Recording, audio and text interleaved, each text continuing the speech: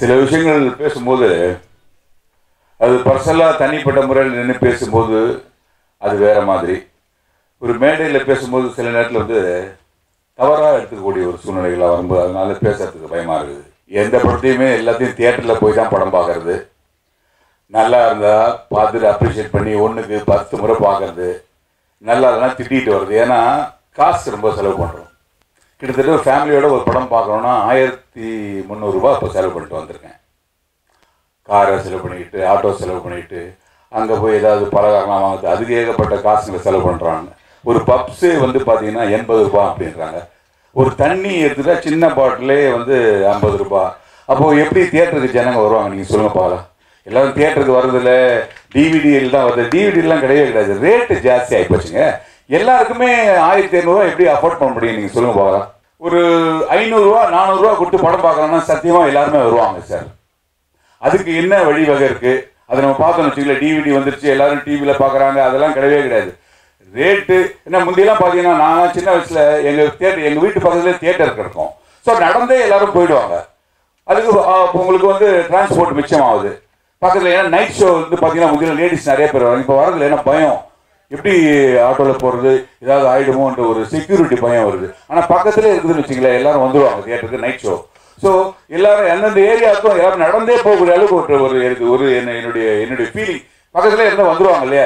Rating கம்மி பண்ணிட்டீங்கன்னா நிச்சயமாக எல்லா படங்களும் எப்படி முந்திலாம் ஓடிச்சோ, 60s 70s 80s எப்படி படம் ஓடிச்சோ அதே போல் எல்லாரும் ரேட்டும் தியேட்டரும் பக்கத்துலேயே இருந்தாங்கன்னு வச்சுங்க. அதே மாதிரி சாப்பிட்ற பொருள் கூட வந்து ரொம்ப விலையா. ஒரு பப்ஸு 80 ரூபான்னு அவங்க 4 பேர் 4 8 80 320 ரூபா ஆகுது. தண்ணி 50 ரூபா. அப்போ அவர் இப்போ இருக்க ஜனங்களுக்கு எப்படி அது ஒர்க் அவுட் ஆகும்?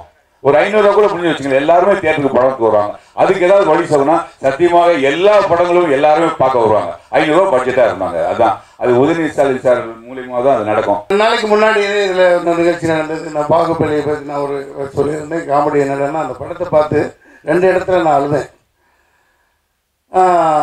தப்பு பண்ணிட்ட சிவகாமின்னு சத்யராஜ் சார் சொல்லுவார். அந்த இடத்துல நான் அழுகை கண்ட்ரோல் பண்ண முடியல.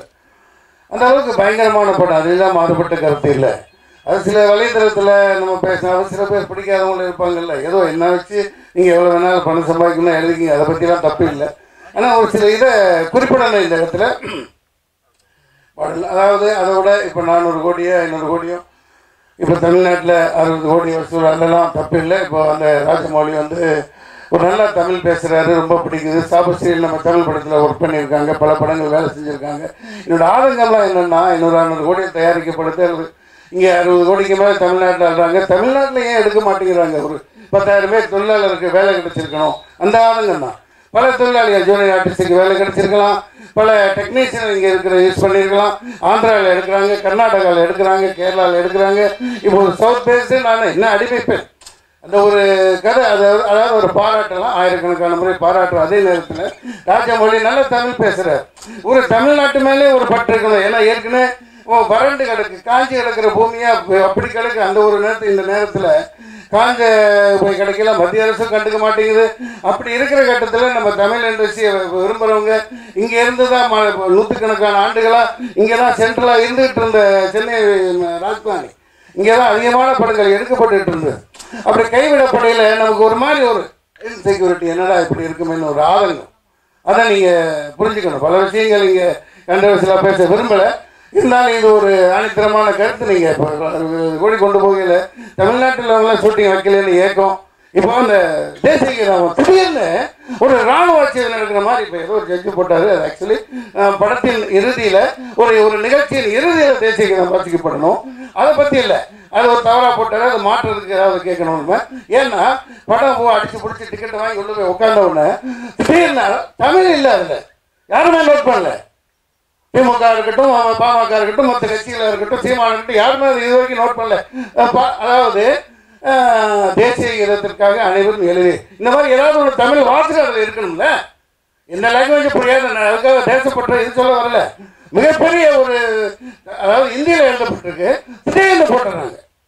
நோட் பண்ண வேண்டிய விஷயம், மிகப்பெரிய விஷயம். தமிழ் ஏன் இல்லை, தெலுங்குல இருக்க, அங்கே தெலுங்குல எழுதுங்க, அந்தந்த லாங்குவேஜில் கீழே ஒரு வரி இருக்கணுமா இல்லையா? திடீர்னு, அதாவது தமிழ் அங்கே இருக்கணும், ரெப்ரசன்டேஷன் இல்லை. அது தயவுசெய்து அது போன்ற தவறுகள் நடக்கக்கூடாது, எல்லாம் குரல் கொடுக்கணும். இது சொல்றது உங்களுக்கு புரிஞ்சிருக்கும்னு நினைக்கிறேன்.